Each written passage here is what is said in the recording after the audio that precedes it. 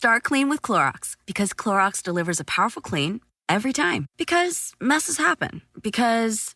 I got the charcoal mask. Great, because why would I put that on my face when I could drop it in my sink? This is what I get for multitasking. Ugh, why is charcoal so sticky? Hello? Hey, Janice. I am so sorry. I thought I was on mute. No, we don't need to reschedule. I'll just stay off camera. Ooh, yeah, that happens. So start clean with Clorox. Use Clorox products as directed. Meet the next generation of podcast stars with SiriusXM's Listen Next program, presented by State Farm. As part of their mission to help voices be heard, State Farm teamed up with SiriusXM to uplift diverse and emerging creators. Tune in to Stars and Stars with Issa, as host Issa Nakazawa dives into birth charts of her celeb guests. This is just the start of a new wave of podcasting. Visit statefarm.com to find out how we can help prepare for your future. Like a good neighbor, State Farm is there. O.G. Make some noise!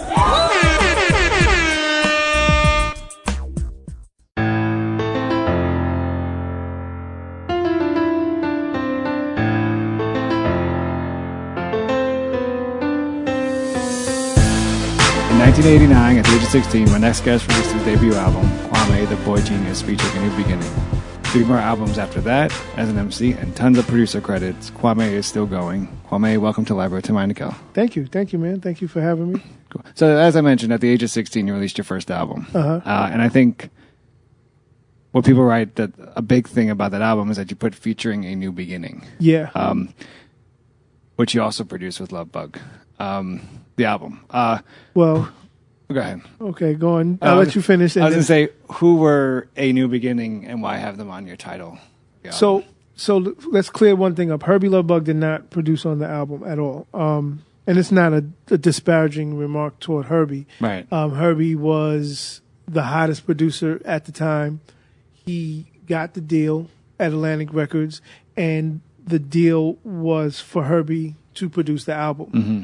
Herbie had to deal with Dana Dane, Kid and Play, Salt and Pepper, Sweet Tea, and I was literally the last guy on the totem pole. I was teaching myself how to produce. I didn't understand fully what a producer was, but what I did understand was if I did not be proactive, I would not come out. So my proactivity turned me into a producer, which allowed me to have a release in 1989. And Herbie, 48 Laws of Power, let somebody else do the job for you and take the credit. Right. Herbie oversaw it, made sure it was up to code, which he did. He definitely came in and made sure that the things that I was producing was sonically correct, and my direction as an artist was sonically correct. So I never call him my producer, but I definitely call him my teacher. 16 years old. I try to think what I'm doing at 16, and I have no clue. How did you know that this was your calling? I think I knew before 16. I knew that I always wanted to do music, period. Like, my family has somewhat of a musical background. So, for example, my grandmother and grandfather on my mother's side, my maternal grandparents, my grandfather used to run with Lionel Hampton and Jimmy Dorsey. So if anybody knows classic jazz, he ran with them. And by running with them, he ran into my grandmother, who was a jazz singer. They got married, had babies. She stopped singing. But he always kept those musical connections, which resulted in Lionel Hampton purchasing my first drum set when I was 9. So I knew I was a very musical kid, and that was on one end. On another end, my father ran with a jazz, underground jazz guy named Abdullah Ibrahim. So for you hip hop heads, Abdullah Ibrahim is the father of Jean Grey. So I've known Jean Grey since the day she was born. So I know her real name, put it like that. So before the tattoos. Yes, way before the tattoos. My memory of Jean is a little baby in diapers running around acting crazy. So running around with Abdullah introduced me to performance, because he would be there at sound check, he would be there, at shows, and they would allow me to run on stage at 3, 4, 5 years old, play the drums, and semi-perform with them. So music there's always a musicality with me, and I took piano, I played the trumpet, I played the drums, and then 1979 hit, and everything changed from that point. I'm a 6-year-old kid playing with Star Wars figures, and on the radio, Rapper's Delight comes on. And then from that moment, it was a different story. Because from that moment, before that moment, it's, okay, I like music, I like to play the drums, but I have no thoughts of anything. Right. From Rapper's Delight, The Breaks by Curtis Blow, and actually the record, which is my favorite record to this date, Freedom by Furious 5, that was the moment that I said, I want to do that. I don't know what that is. I guess I have to change my name to Grandmaster Kwam or something. But that is what I want to do.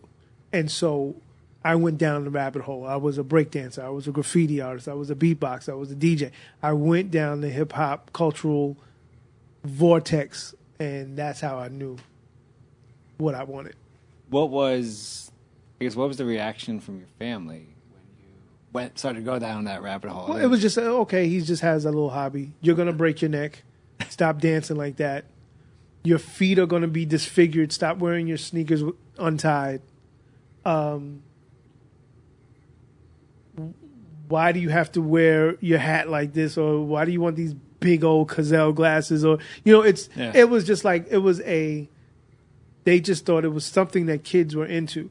But the good thing about my parents, being musically inclined parents, they allowed me and they encouraged my rabbit hole journey. Like, my father, if anybody knows about me, I'm a huge toy comic book collector, and he knew something was up when all of a sudden I didn't want the new Star Wars stuff, and I asked for turntables and a mixer, and he was like, "Wait, you don't want this X-wing fighter?" I actually have something to do. And they're looking at me like, what? And me spending hours in the room, not playing video games, but literally writing songs. And I think to end that, because I can be long-winded, but to end that thing, the final nail in the coffin is Slick Rick. Because when I heard Lottie Dottie, and not the record, I'm talking about the tape being passed around a year and a half before the record. I'm hearing Lottie Dottie, I'm hearing Treat Her Like a Prostitute, I'm hearing all these different stories. That reminded me of me, or it reminded me of the type of rapper and the type of demeanor that I felt like I had or wanted to have as an adult. And I was like, Slick Rick is my guy, man. Like, oh my God. And I was just like obsessed. And I remember, and this is like, I'm 13, 14 years old at the time. And I remember going to City College. And I got on the phone. I was on the payphone telling my father when to pick me up. And out walks Dougie Fresh and Slick Rick. And it's just me and them in the room. And I'm like, oh, shit.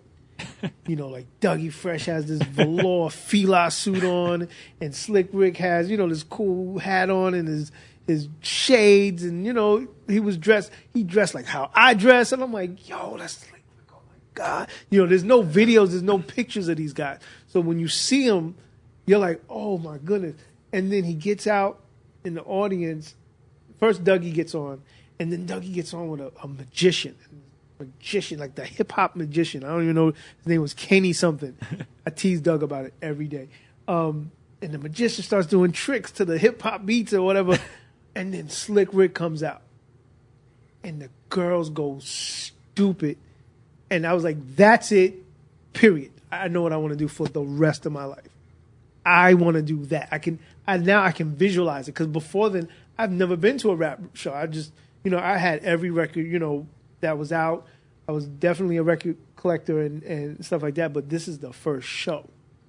And seeing that and seeing how cool Rick was and how all the girls, I was like, oh no, that's me. That's me when I grow up. There's no way out of it. And from there I just actively pursued it. So how'd you find your voice? Like, how'd you find the Kwamè that 1989 we were introduced to? How did that? Did you have moments of maybe sounding like other people? Yeah. I sounded like I was heavily influenced by Slick Rick on one end and Cool G Rap on the other end. Now, the neighborhood that I lived in, G Rap was from the neighborhood. He was much older. It was G Rap, Kid and Play, Salt and Pepper, Herbie Lovebug, Eric B. They all was from the neighborhood, but G Rap, his rap style, I was a very lyrical person, and I loved being lyrical, so I think that was heavily influenced by G-Rap. But I love to tell stories, and that's heavily influenced by Rick. So my thing was a little amalgamation of them both, depending on the situation. If it was like a battle situation, the G-Rap would come out and I would, go at him lyrically. If it was a entertaining situation like rap, rap talent shows or rap, not battles, but what would it be, like when you win a prize or something or whatever, I would do my best story rhyme. And I was very good at both, so it wasn't an issue. I don't think I was necessarily teased about it because I was very good at doing those styles. But I definitely was throwing the Slick Rick English accent on and all this other stuff. And then when Herbie started producing Dana, I was like the Dana Dane groupie, man. Like I knew that Dana would be coming on the train. And where we live in Queens, it's like what they call a dual transportation zone. So you would have to take a train and then a bus. Or you would just have to walk like a good 2 miles to get into East Elmhurst from Corona. So I was like, okay, well, Dana's supposed to be here at 2. So that means he would have to get off the train at around like 1:15.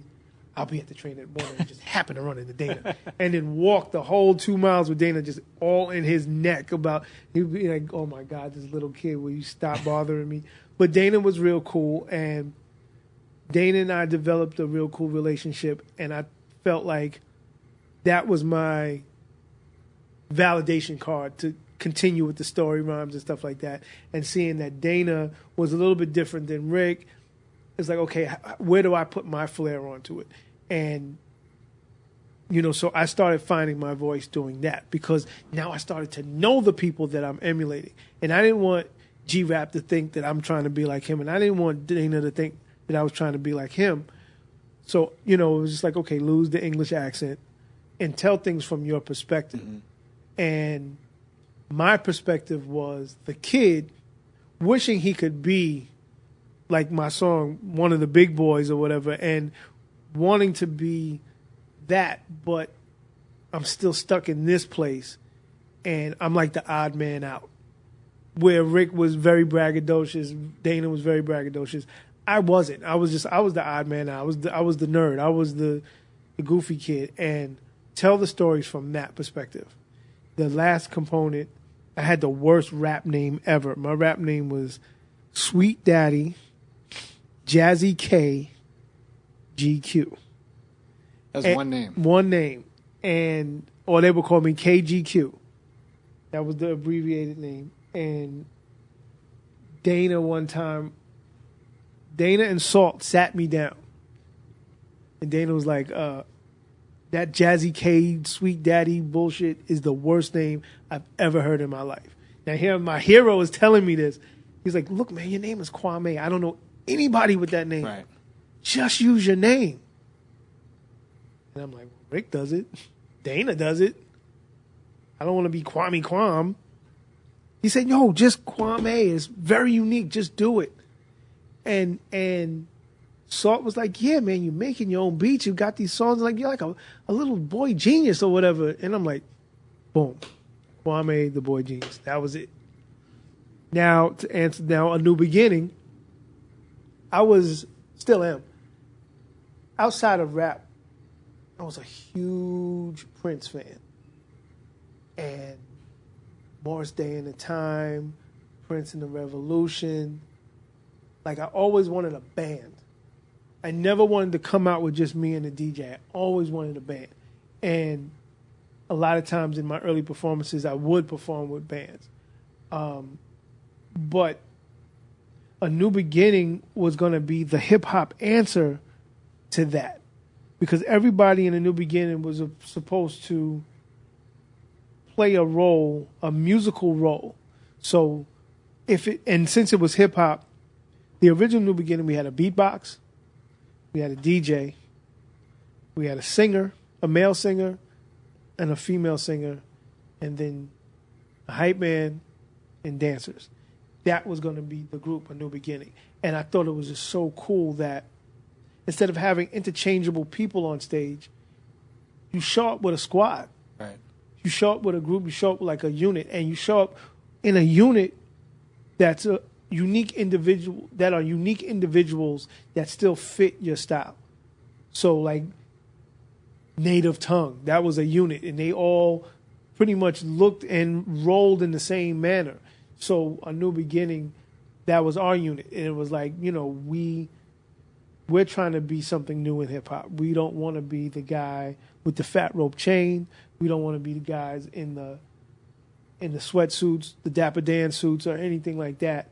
We want to be perceived as the misfits, the different kids.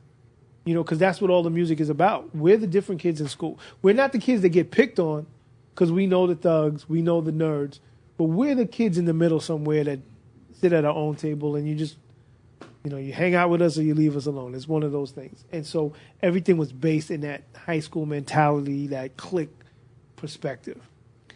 So, as a 10-year-old kid, I'm watching you on TV on the box. And of course, I mean, I have to say the polka dots stand out, right? Yeah. Right. And I'm sure you've been asked this many times. But how is that decision made for you in terms of fashion? Well, it wasn't a deciding factor. That's how I dressed. That's how I dressed in high school. Like I said, to go back to what I was just saying, that was my stand apart. That was my way of being an individual. But then also it was a budgetary thing. Like if I had on a white shirt with black dots, I can match a whole bunch of black and white at the time. So that's what was so funny about it. It wasn't a decision saying, okay, I'm going to be the polka dot guy. Right. It was never that. It was my coolest shirt to match up my coolest outfit that I could afford at 16 years old. So that one polka dot shirt appeared on the back of my single cover. Then it appeared on the front of my single cover, the back of my album cover, because that photo was taken the same day. It appeared as a pajama top in my first video. And then there was a black tie with white dots that went along with the shirt. So whenever the shirt appeared, the tie appeared. That was it. A shirt and a tie. Oh, and some socks to match, because it matched the tie, the black and white polka dot socks. The very first show I did where people actually knew who Kwamè was, everybody was dressed like that. From state to state to state to state. So it was like, it became an expected thing. And my thing was, why not? Prince had purple. Right. I'm pretty much doing a rap version of what Prince was doing. Why not? Why not have a signature? And then I turned it into a whole bunch of adolescent meanings behind polka dots. It was the worst. I had so many I like girls and I like to poke her dot, stupid stuff like that. Right. So it turned into things like that. But it was really just like a low budget, trying to match 1-2 colors. All right. So Now, not to cut you off, but go the ahead. blonde streak in my hair was intentional. And that was because everybody had random flat tops. And my thing was, I'm not sure that you're going to ever know what my music sounds like. But I will make sure whenever you see me, you won't forget what I look like. Mm-hmm. Because I always understood that a key to longevity as an artist is not just about the record. It's about the style. And I learned that with Kid and Play, being around them a lot. Nobody would remember what Play looked like, but everybody remember what Kid looked like because his flat top was so distinct. And I was like, well, I can't do what he's doing. I'll just throw a big old blonde streak in the middle and you're never going to miss that. And 30 years later, I see kids walking down the street with big old blonde streaks in their hair. So, hey, something worked. You moved. You talked about the early days in jazz and Lionel Hampton, and I read your allmusic.com biography, and I hope it was correct. Well, something else that stands out is that it says, like, quote, hanging out as a kid, hanging out with Stevie Wonder. Oh yeah. Two things. Like, did you know, or were you able to, I guess, at that time, as a kid, appreciate like who you were surrounded with? No. And then, when did that hit you? That kind of you realize, holy shit, I was a full-grown adult. Like Stevie Wonder. Using Stevie Wonder as an example. His music is just a normal part of my life. I do not remember a time where there wasn't Stevie Wonder playing in the background. Mm. Whether it was me as a baby, as a regular kid, as an adult, to this moment. There's never been a time where either the Intervisions album, the Talking Book album, the Songs in the Key of Life album, the Hotter Than July album has not been playing. And there's other albums around that, but those four, if I had to pick, okay, give me a top 4 album list, those were the top 4, and then everything else falls under that. Right. So his brother Milton was dating my aunt. So Milton was always around. And it was like, okay, that's Stevie Wonder's brother, but it's also Uncle Milton, right. Play Uncle Milton or whatever. But I never thought of it. Like he was like, hey, my brother gave you this harmonica. And I'm like, okay, a harmonica. Whatever. Like, I'm not thinking about that. And then Milton had given us tickets to see Stevie play at Radio City Music Hall. It was like 1987, 88. I remember sitting there and I was like literally the front row or the second row. Still not wanting to be there. I want to see Big Daddy Kane. Like, I do not want to see Stevie. And then Stevie starts playing. My mother starts crying. I'm like, what the hell? And I just turn around, and I'm in Radio City Music Hall, so the capacity is like 5,000 people. And I'm in the front row, and I'm like, it's got to cost some kind of money. Like, and then I think it just all clicked. Like, Stevie's like the greatest dude on the planet. It's like, yeah. And I don't have any kind of real personal interaction with him at all, to be honest with you. Outside of his brother and the hookups for the tickets, and then it turns into something different because now his daughter runs the biggest R&B station in LA. So I got to deal with that side of the spectrum as well. Stevie's very close with my artist Vivian Green, and so it'll be random times we're in the car and Stevie Wonder calls. It's things like that. But still, I don't, how do I put it? This is another thing. I think when you do music, when you feel like you're of music and you don't have any type of predisposition with you, like I don't, I can just recognize great musicians and leave it at that. Like, I can sit next to Prince and be like, oh shit, Prince, cool. Right. Oh shit, Michael Jackson, cool.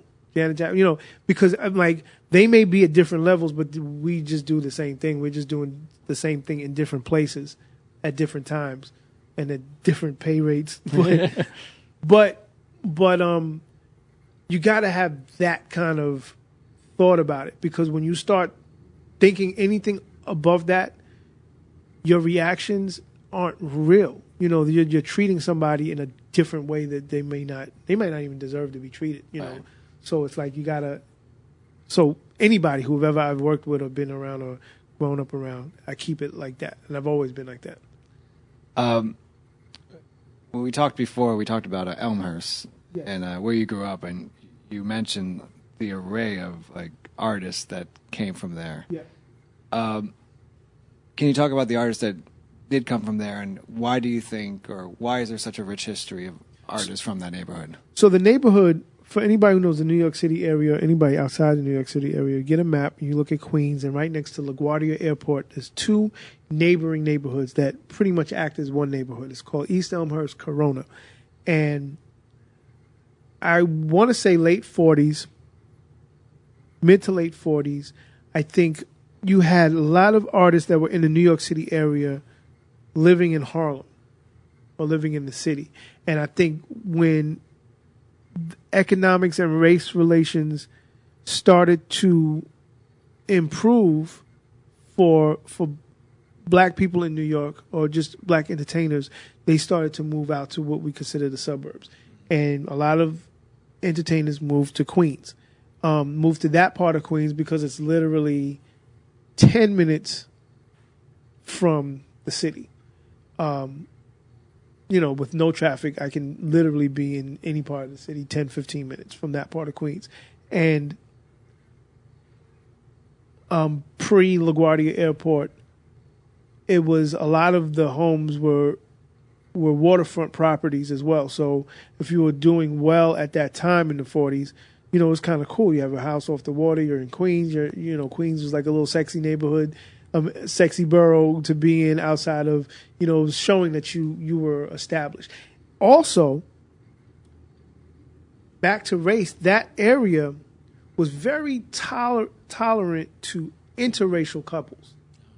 So a lot of black entertainers were in interracial marriages and stuff like that, and they moved there knowing that it wouldn't be an issue being there. So you have that component as well. So the names that I can rattle off at the top of my head, you have Louis Armstrong lived there. Baseball legend Willie Mays lived there. Also, the Mets played right there. So, he was on the Mets, so it makes sense to him to live there. Ella Fitzgerald, Harry Belafonte, an array of different actors and actresses, other jazz, and there's a lot of jazz greats. So I can go down the rabbit hole of like obscure jazz artists that lived there. But one cool little factoid, there's a jazz artist named Jimmy Heath. Jimmy Heath is a jazz saxophonist. His son is R&B legend Mtume, who made the most sampled R&B record of the 80s, Juicy Fruit, Biggie's Juicy, and he made that record. And then Jimmy ended up being my landlord, so it was like... you have a lot of artists that come out of Nancy Wilson. My mother would kill me because she like lives for this stuff. and then the 80s comes around. Oh, Martin Scorsese's from the neighborhood. Madonna lived in the neighborhood. When she moved to New York, she moved to the neighborhood. And so then the 80s show up, and you have rap, a lot of rap history. So you have, like I said, Kid and Play, Eric B. and Rakim, Cool G Rap DJ Polo, Herbie Lovebug. By coincidence, Herbie Lovebug's girlfriend is Salt, her best friend is Pepper, so they're always in the neighborhood. Salt might as well have lived in the neighborhood. Then you have myself. Then you have, and then there's a neighborhood right after ours called Flushing. So if you want to expand it into Flushing, you have Large Professor. Also in Corona, you have his group, The Main Source. You have Beat Nuts that are in Corona. Drez from Black Sheep is in Flushing as well. So you have Royal Flush. You have Mike Geronimo. Neek the Exotic. These are all of us are in the neighboring 3 neighborhoods. So there's a lot of hip hop out of there. And I don't know, I don't know. The neighborhood has changed drastically. Like, drastic. It's mostly Asian, Pan-Asian, meaning, whether it's Indian, Chinese, Korean, South American, Central American. So you get, it's just a lot of that now. So who knows what that neighborhood will produce from those communities. You're obviously, like I said at the beginning, you're obviously introduced to us as an MC, but now you're just an incredible producer. Thanks. You look at your credits and it's unbelievable. Who influenced you, not as an MC, but as a producer? And are there producers that you kind of currently follow, on it was the age of social media, on Instagram or Twitter, or just kind of follow closely to see what they're doing? Well, my heaviest influences as a producer are Stevie Wonder and Prince. That's top 2. And Quincy Jones. Quincy Jones is, of course, the go-to thing, but my thing with Quincy is a little bit deeper than that because I understand what I enjoy about Quincy is that what I try to achieve, he has achieved. Like, his production credits go from 50s, 60s, 70s, 80s, 90s. That, to me, is a quintessential producer. I'm not into the hot dude with the hot beat. So that goes into your social media, who do I follow thing. I don't follow any producer like that. Because most producers are era centralized. They're like, okay, the dopest guy in the 90s was the dopest guy in the 2000s was blah. Like, I'm not into that. Like, I'm not here to. I don't want to be here for an era. This is a career life choice. Right. And with life choices, you make life changes. And so my first life choice was making golden era hip hop. Then it went into something else, and then it went into R&B, and then it went into film and television. So, that's why I look at a guy like Quincy Jones. But the influence of Prince and Stevie Wonder is from an artist's perspective, because as an artist, I didn't know what a quote-unquote producer was. I just knew that my favorite records for my 2 favorite artists said written, produced, arranged by, and performed by Prince or Stevie Wonder. And I knew that Prince got that from Stevie Wonder. So I'm like, I guess I got to do the same thing. And then it turned into a disenfranchisement with hip hop, because I started to find that my favorite producers were fake.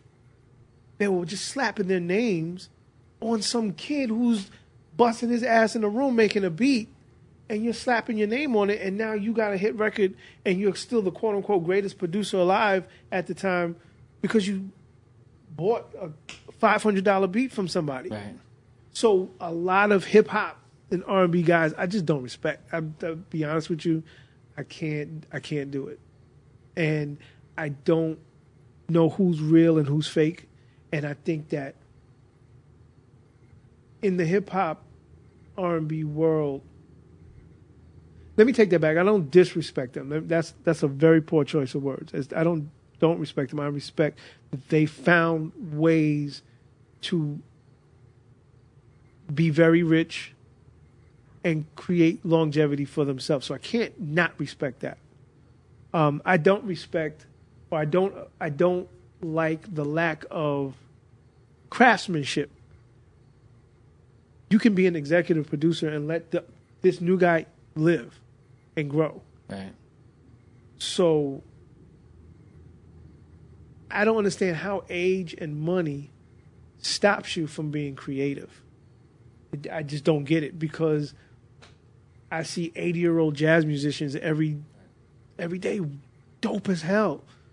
You know, singers, any other kind of instrumentalist. What, you can't make a beat because you're 40? Like what? You know, so I don't get that. So it's kind of hard to follow. And then with the age of social media, I believe that the creation of music should be a very special, private, sacred thing, because you're putting your whole creativity out there. So I don't like to see producers making a new beat today and they're on Instagram Showing the beat, giving out this shit for free. Like, what is wrong with when did you become a hoe? Like, what happened? That's hoe moves to me. Yeah. I'm sorry. That's pure hoe move. And it's like, because everybody tells you that you should do it to stay fresh. So if I lack following because of that, I'm never going to do that. If I'm showing music, it's for your consumption.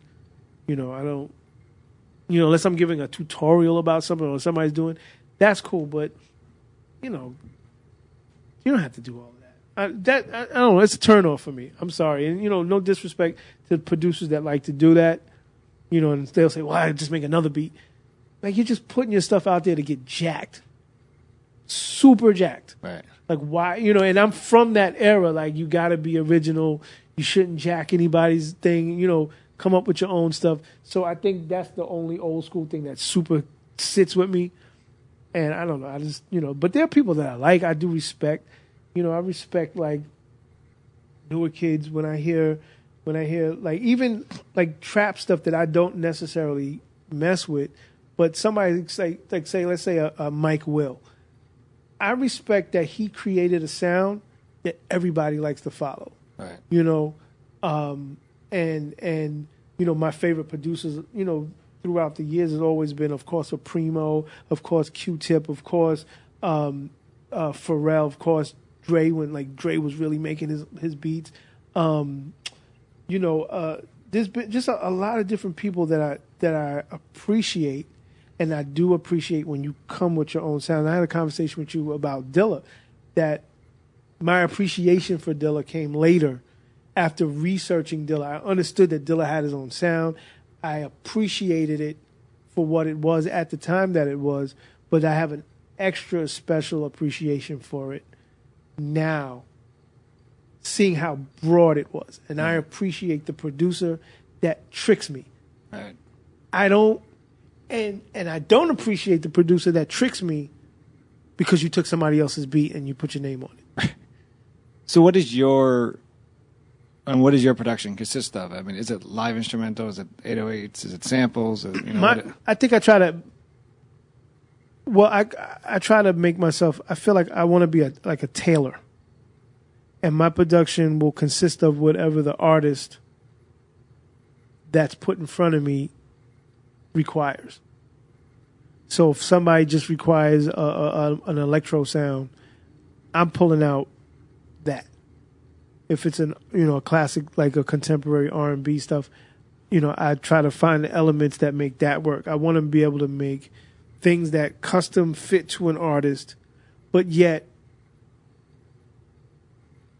there's something classic about it.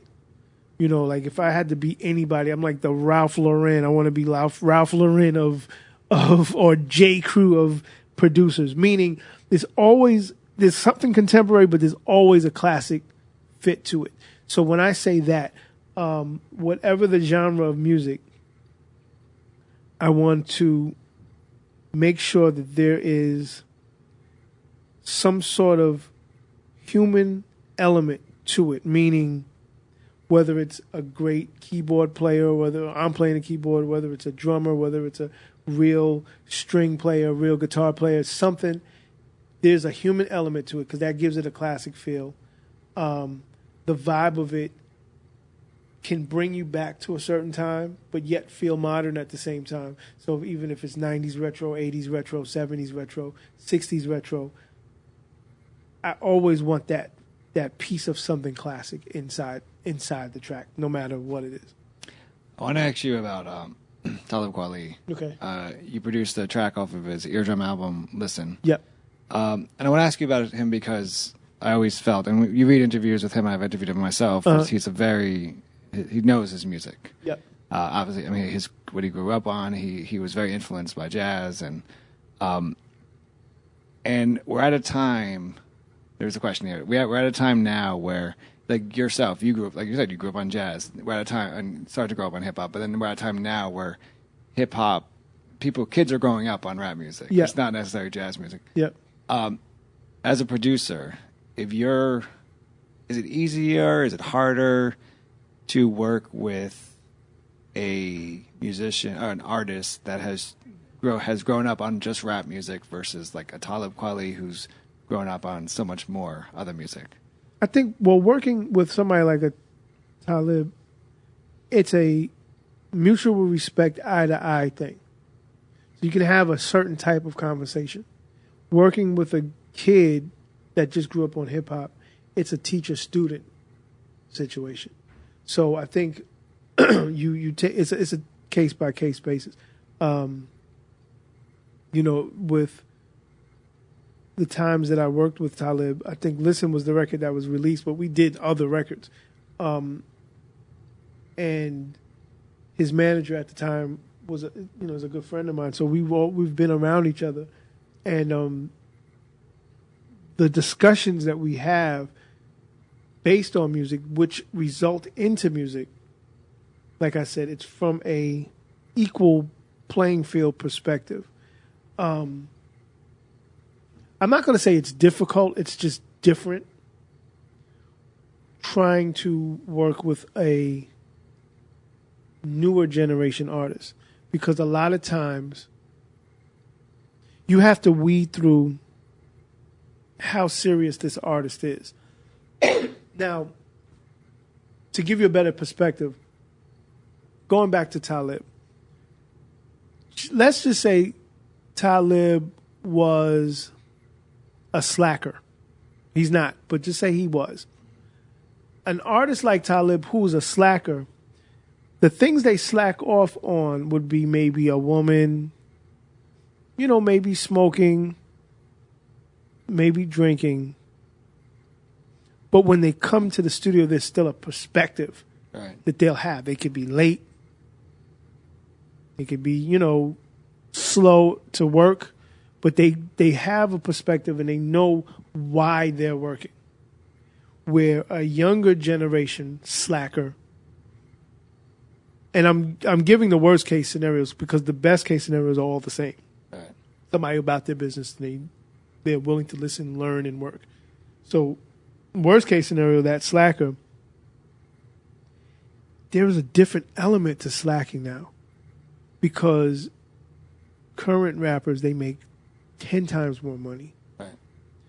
They take 10 times more drugs, and they have 10 times less of an education of the music that they're doing.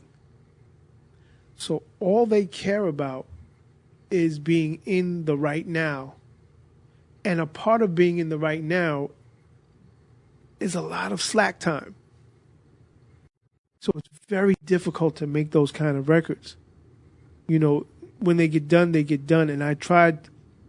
I'm not the person to put myself in those arenas with those type of records being made. And I don't know if this is answering your question, but it's just such a different thing. And with a lot of money and a lot of idle time and a slacking mentality, you can only imagine the amount of work that does not get done. Right. Now, on the flip side of that, there's a flip. People from maybe Talib's generation on back, or, up into the mid to late 90s, from that generation, we had a set amount of songs and ideas and stuff that we just wanted to do. So when we reached our goal of doing that work, we go off into doing other things. With the new kid, it's a limitless amount of work they put in that is commendable. Like, you have kids that'll drop mixtapes every other week and then an album, and then, they'll have like 10 bodies of work within a year, where somebody from an older generation was like, what do you mean 10 bodies of work? It took me 3 months to make this album and that's it. Right. I do shows and then I'll figure out another album in another 2 years. These kids, their turnaround, and this is the opposite side of the slacker generation, slacker person. These kids, even the slackers do it. Now, what does that mean? Does that mean that they have more of a drive and initiative? Or does it mean that things are just easier for them? You don't have to sit there and think of a complex wordplay. You don't have to sit there and think of a complex subject matter. Or you don't have to sit there as a producer going through hundreds of records to find sounds, to reconfigure the sounds and make up your own sounds. It's just there. Mm-hmm. They all rap with each other, so it's like you don't have to put together 3 verses anymore. You just say your verse, and then 2 more of your boys will come in and they say their voice, and then you have a whole album of that. Most albums are full of features. Right. Yeah. So it's like half the work is it's double the content, half the work. So it's so different, man. It's like those type of artists, like comparing a Talib to a Lil somebody or a young somebody, it's just not gonna work. So what was the session like with Talib for Listen? I mean, are you presenting beats to him and he's kind of picking and choosing, or you guys kind of create the beats together? I think on one end, Listen was something that was submitted to his manager Corey. I had just submitted a bunch of tracks and they came back. They wanted to do Listen. So when he got there, and it was a very chilled session because he was there. He came with his kids. His kids now are like grown. So at that time they were little. They were like 9 and 10 years old, playing with toys on the floor while he's writing to the record. And as he's writing, the track I submit is just the bass, and then from there we build on top of that. Well, I'm gonna make this change here to fit this rhyme. I'm gonna make this build up here to go with this hook, or so things like that happen in the writing process. I brought some live instrumentation people there. I brought a flautist in, so the guy comes in with a flute, and Talib was like, "What are you doing with this flute?" I said, "Trust me, it's dope." Because it was that jazz element that I knew that he was into, and it put that jazz element in there. I believe, I'm thinking about the record in my head, I believe after he left, I added live horns to it, and just different little live instruments. The bass was live too. So I added live components to the record during and after his part was done, just to give it depth, because he's an artist that deserves depth in his records. Not, High Tech gives him records with depth all the time. Those are very dope records that he gets from people, and Kanye gave him records that had depth at that, during that period. So I just thought it was, the right thing to do for that artist. When you're working with the artists on an album, and let's say, I mean, you didn't do the entire your drum album, you did a track, but when there's a concept to the album, like I feel like your drum was really about. I just listened to it this morning, so it's about the kind of Wally reproving himself, to tell people who he was. And he does it with the VOs, that the vocals of fans talking about him, whatever. Yep. Are you supposed to know that? Like, are you supposed to know the mission of the album? And then how do you, if you do, how do you ensure that you're reaching that mission with the beats you're making or the music you're making? One thing I know about albums and the creation of albums, the mission always changes during the progression of the album. The worst place to be is the guy who starts in the beginning. You're never going to make the cut. It's very rare. So where I came in, I kind of came in toward the end. because it was like, we need a single. And I think that's where I came in. So, you know, it was basically like, tell me the tone. I choose sometimes not to hear other people's records because I don't want to get subconsciously influenced. Right. But it's like, tell me the tone of the album, tell me the direction, tell me where you're trying to go. And it's usually a conversation with the artist. You know, say if it could be 2 studio sessions, 3. You know, the first studio session is usually listening to music and talking. Studio session number 2 is you pick something you liked and you start writing and recording. Studio session number 3 is you had a week to listen to it and now you want to perfect it, and so we go into perfection mode. So that's how that worked out. And I think mostly every project I've ever done has worked out that way. What I've never done, I would say 90% of my work has been artist to artist, you know, producer to artist, producer to somebody very close to the artist. And that's how I end up being on the project, or artists reaching out to me. The A&R route, sending beats and going to the label and doing a beat meeting, Right. For me, never works. It never works. They never get it. They look at me like I'm a Martian, and I never get the job.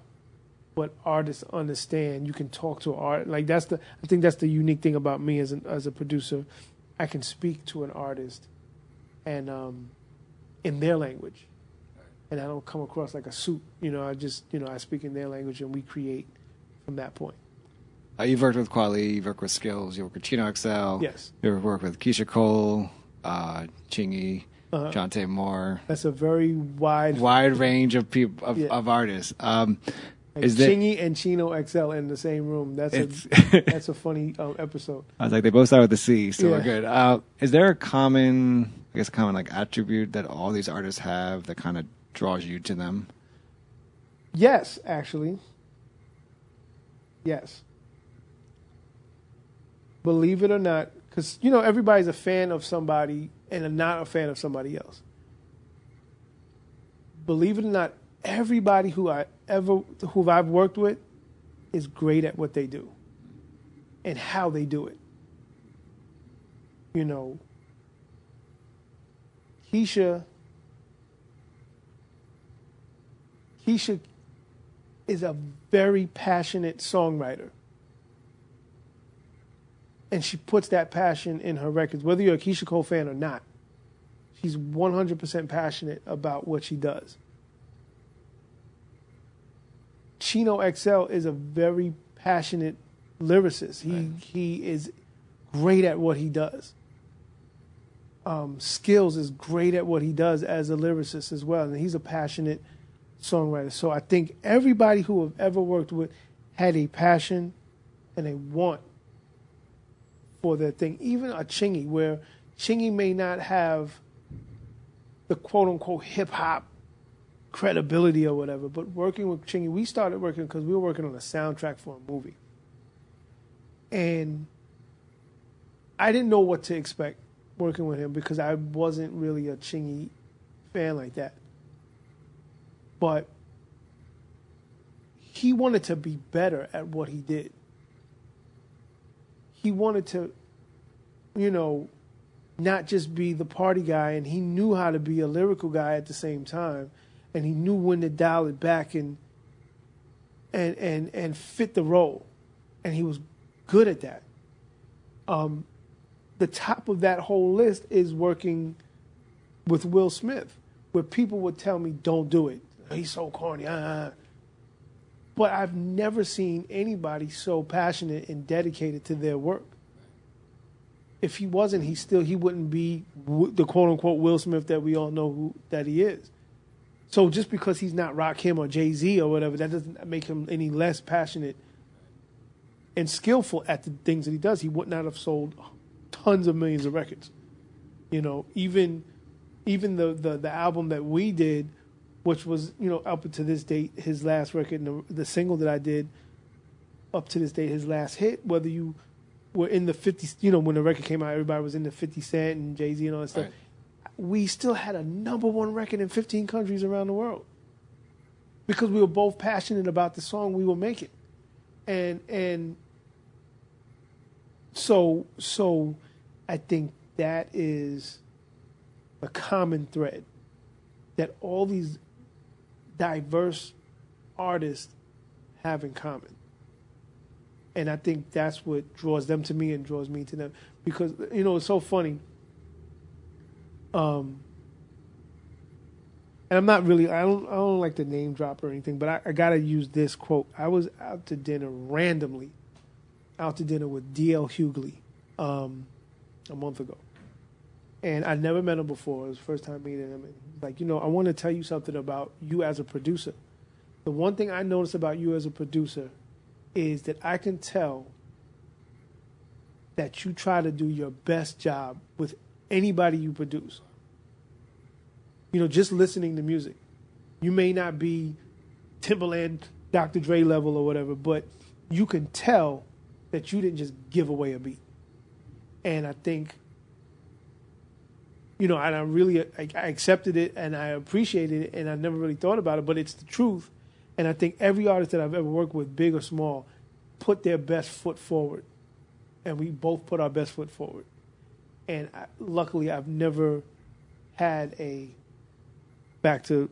never had a slacker session. And that's what I appreciate. Is there obviously you have a huge list of artists you've worked with, but is there like a bucket list of 3 artists that you wish you work with or want to work with maybe in the future? Well, one had to get off the bucket list. I definitely wanted to do some sort of collaboration with Prince. That was always top of the bucket list. Then I met Prince. And then I want to do a Black Thought record, or if you want to call it a Roots record. I mean, would you want to do the entire band, or would it really just be a solo? I don't know if I would be allowed to do the entire band. And I'm saying this very candidly because I personally know all of them, and one of my best friends is in the band. 2 of my good friends, so I can say that and not get in trouble. But if Black Thought, if Tariq was to do a straight up album, I like what he did with him and Ninth Wonder. I would love to do that with him. And that just feeds my need for quality. It's not a chart chasing thing. It's like a need for, I can walk out of the room like it's something I'm proud of. I have, but I would like to do a record that comes out with Jay-Z. Not for the Jay-Z fanfare, but for the fact that I've known this guy since '89, and it's like seeing the growth, seeing the progression, seeing where he takes records when he needs to take them to the places he takes them, and sometimes he takes the mainstream route. I would love to do a few records with him that actually make the cut.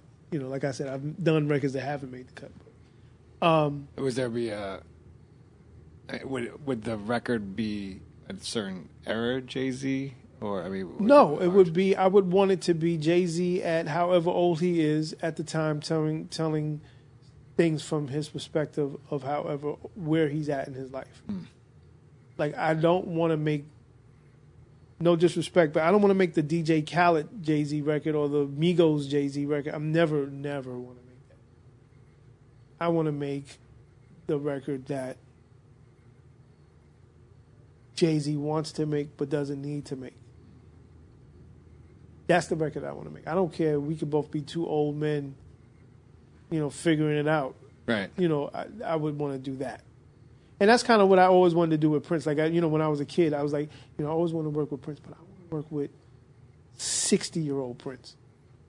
And it's crazy. Like, he almost was there, and then he dies at 57. Right. But I'm talking about as a 14-year-old kid listening to my favorite album, Sign of the Times, and I'm like, I want to work with Prince, but he got to be an old guy. He got to get, all this has to end. All the, Prince the pop star is just like him in the studio just wanting to just drop whatever he feels like dropping because then that'll be a truthful session. It's not, you're not chasing a radio. And I had an understanding of that as a kid.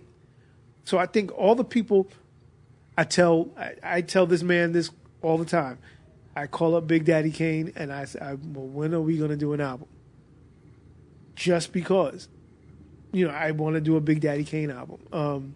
I want to do a Cool G Rap album. I want to do a Slick Rick album. Those are my idols. Yeah. Like, I want to do albums on them just for the sake of doing it. It's like, Rick, just tell some stories, man. Like, I got some dope beats. You got some dope stories. Even with Rick, it's a different situation because Rick is a great producer. Rick produced that first great album. Other names were slapped on some records, but Rick made those beats. Outside of maybe like a Bomb Squad beat or whatever, but maybe you have an idea of beats that you want to do, and you just need somebody to help facilitate and make the idea work. I'll do that. That's fine. So those are like my older generation bucket list people. I would love to work on a J. Cole project just because I appreciate what he's saying and how he's saying it.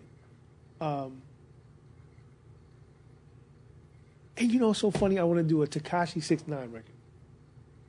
Wow. I really want to do a 6ix9ine record, not because of all the fanfare.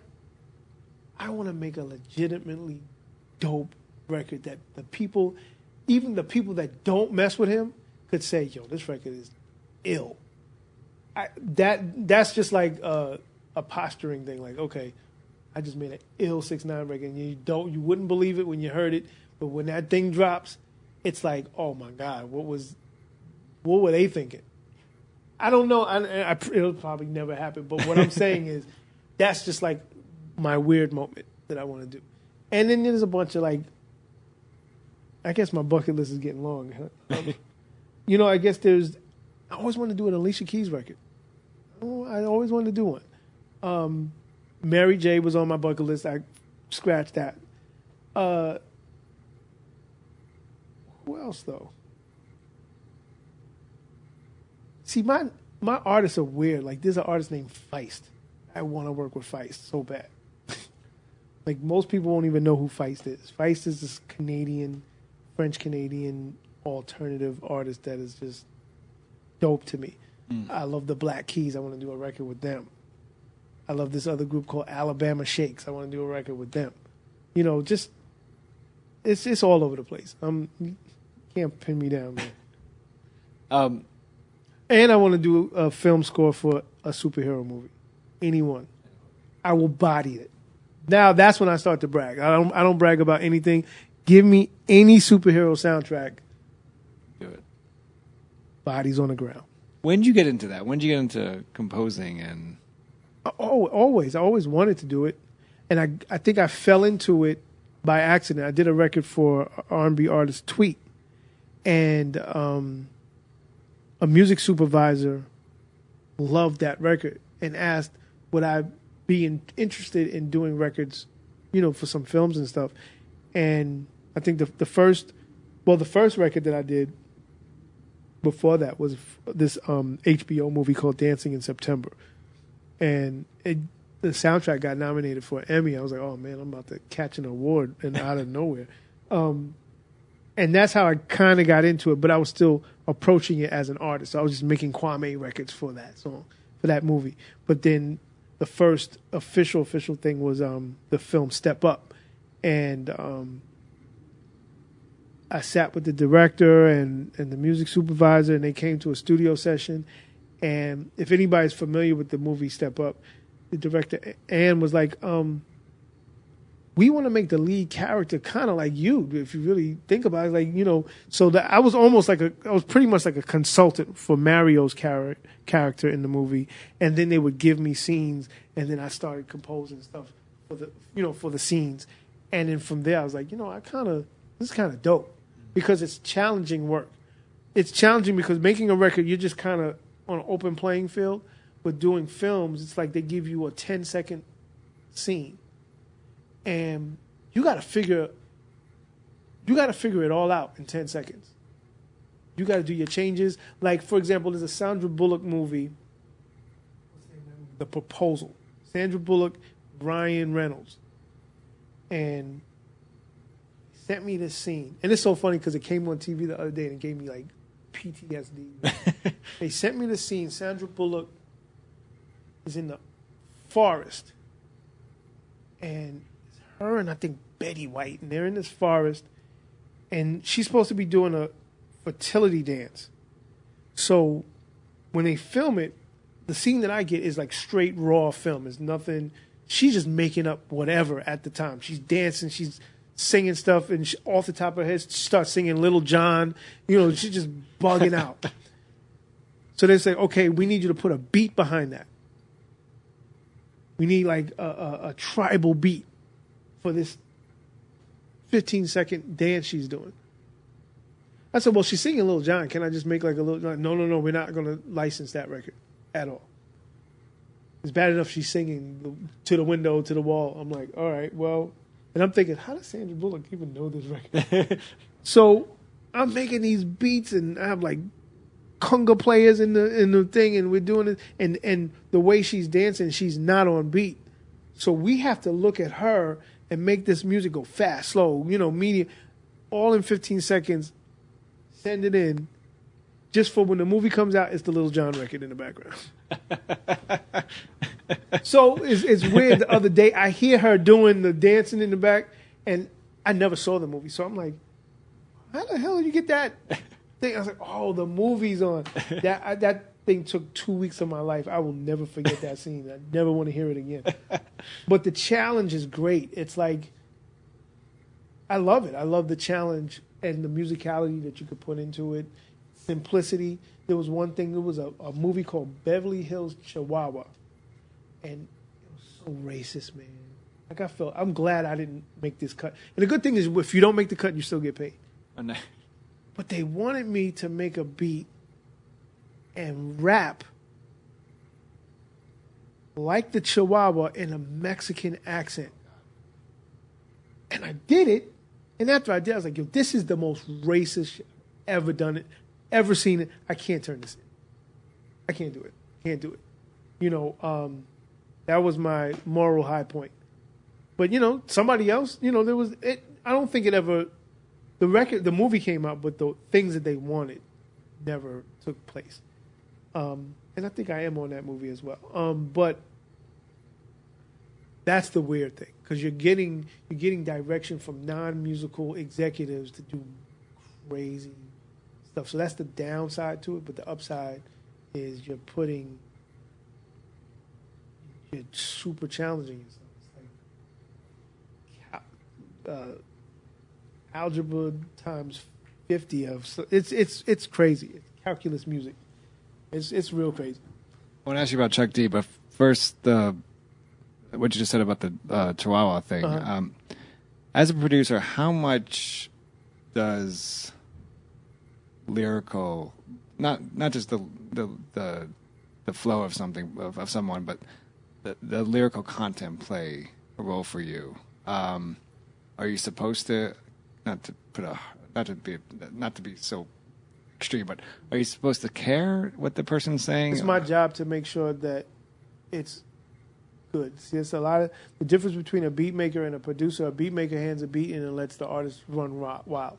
A producer reins the artist in and makes sure that the artist is doing the best to their ability.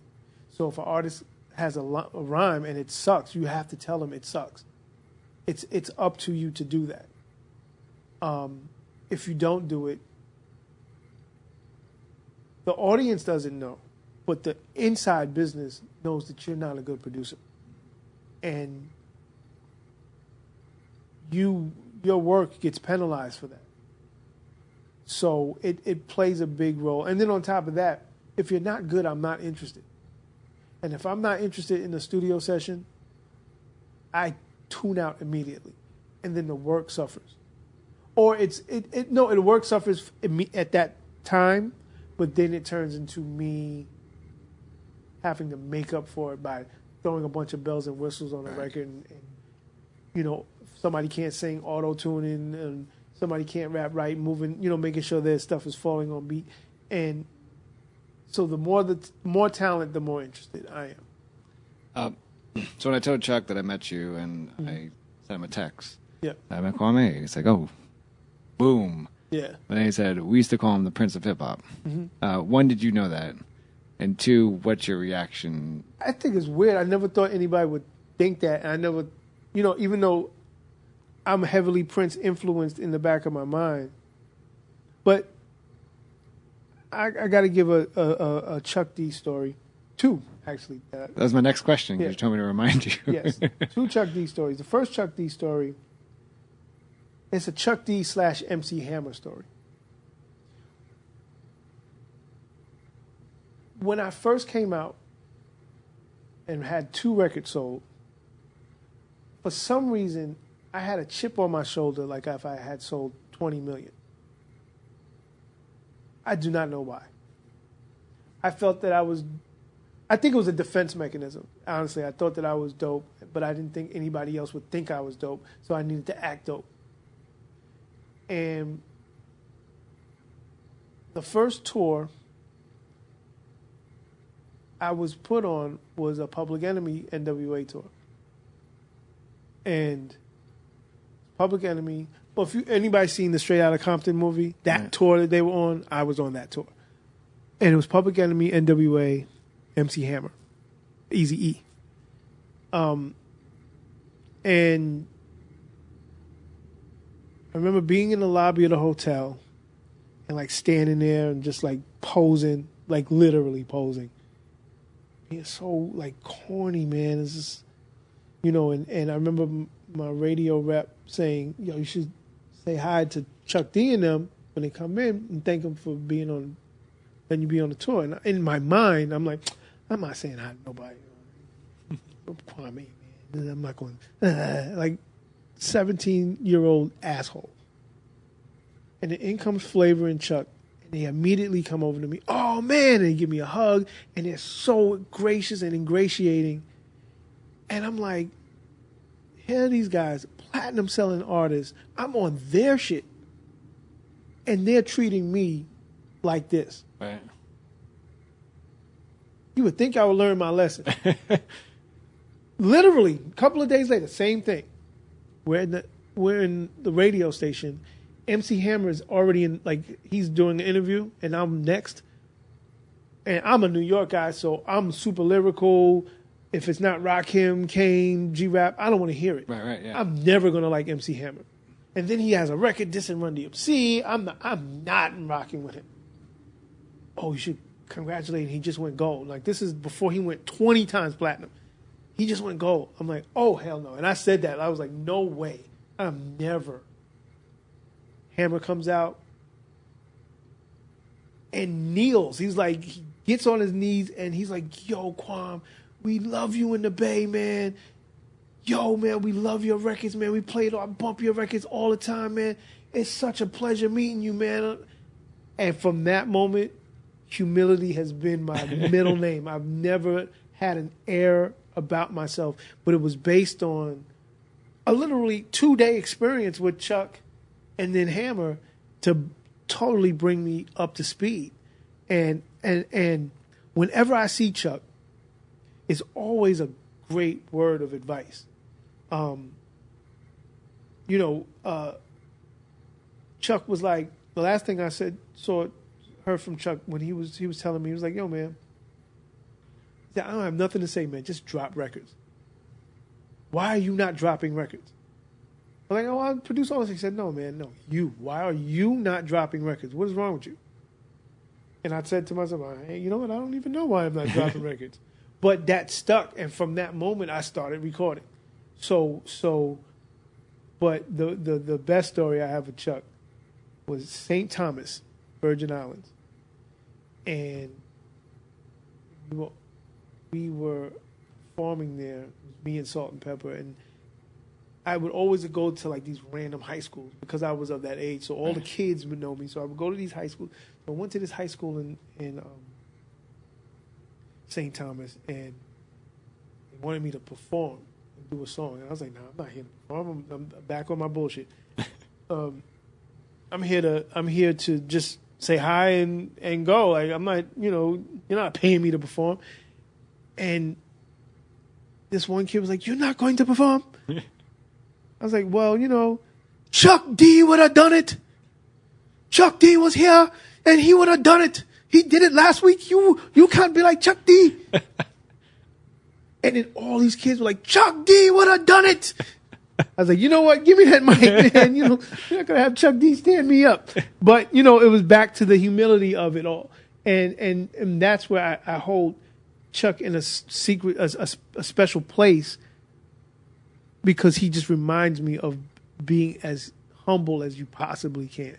So, that's my Chuck D moment of the day. This is my last question. I know we've been talking for a while, so I appreciate this.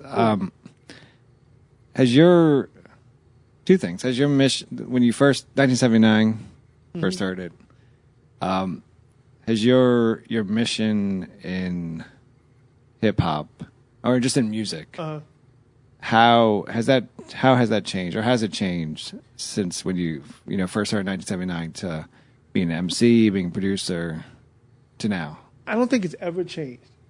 I think I've had visions of grandeur at times. Like, I always wanted, I think that starting out, I wanted to be the biggest thing ever. I think most artists want to be that. I thought that what I was doing was going to change the world in some way, shape, or form. But then the world did change, and didn't change where I wanted to change. It turned to something else, and I learned how to adapt. But the feeling is still the same. I think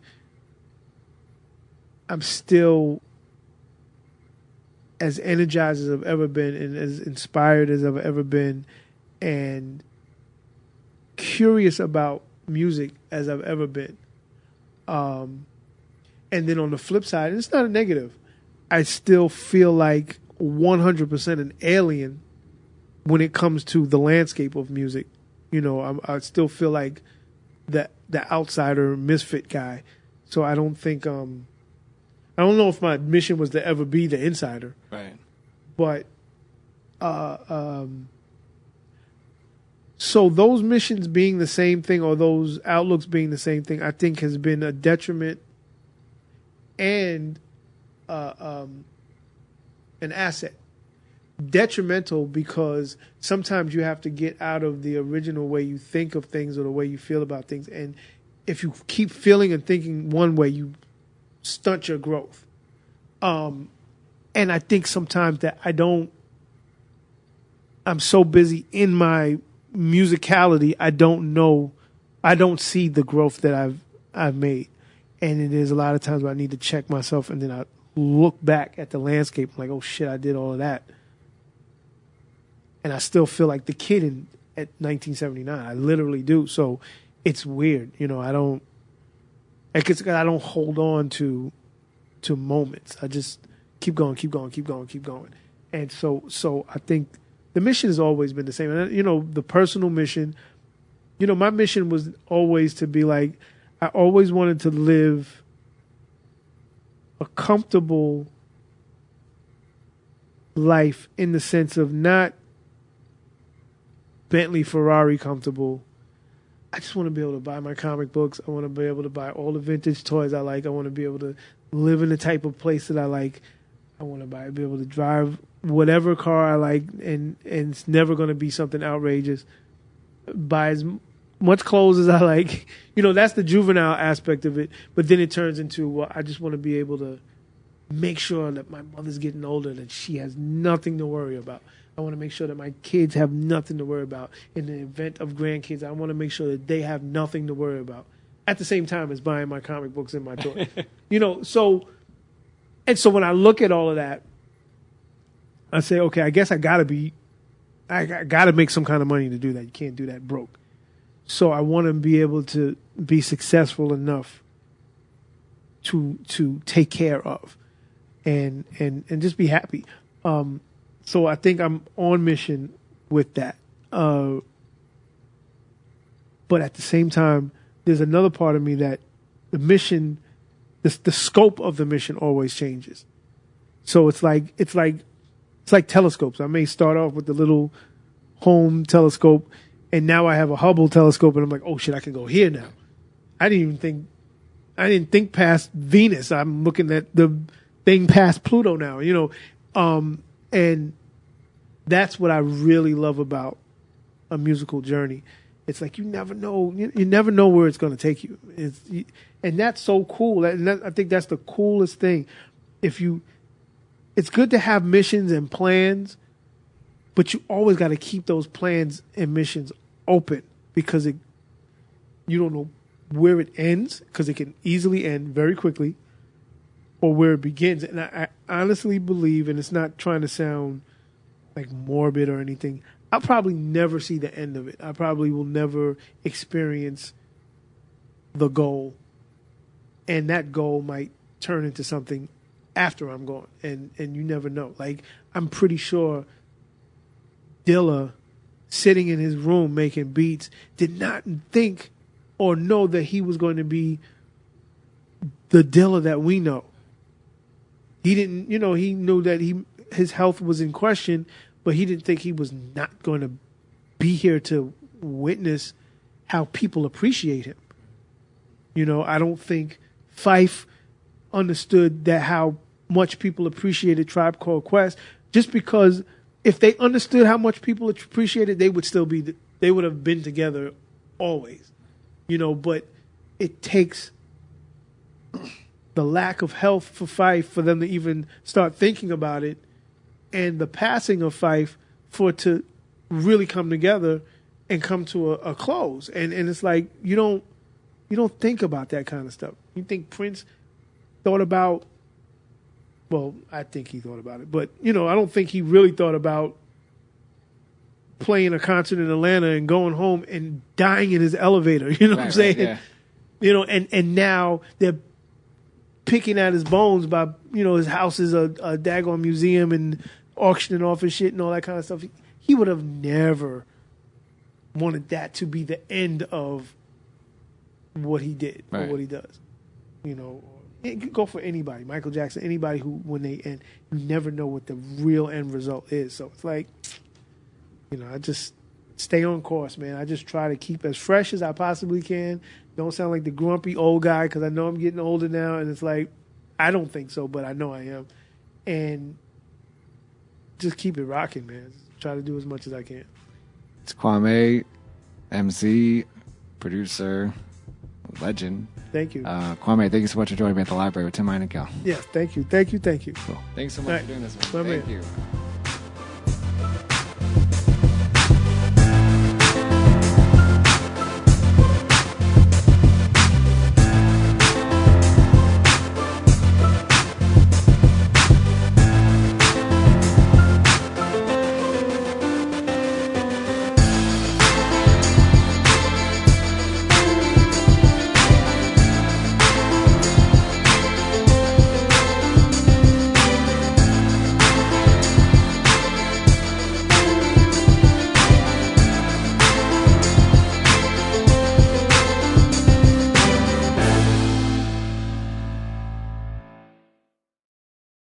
Reese's peanut butter cups are the greatest, but let me play devil's advocate here. Let's see. So, no, that's a good thing. That's definitely not a problem. Reese's, you did it. You stumped this charming devil. Meet the next generation of podcast stars with SiriusXM's Listen Next program, presented by State Farm. As part of their mission to help voices be heard, State Farm teamed up with SiriusXM to uplift diverse and emerging creators. Tune in to Stars and Stars with Issa, as host Issa Nakazawa dives into birth charts of her celeb guests. This is just the start of a new wave of podcasting. Visit statefarm.com to find out how we can help prepare for your future. Like a good neighbor, State Farm is there.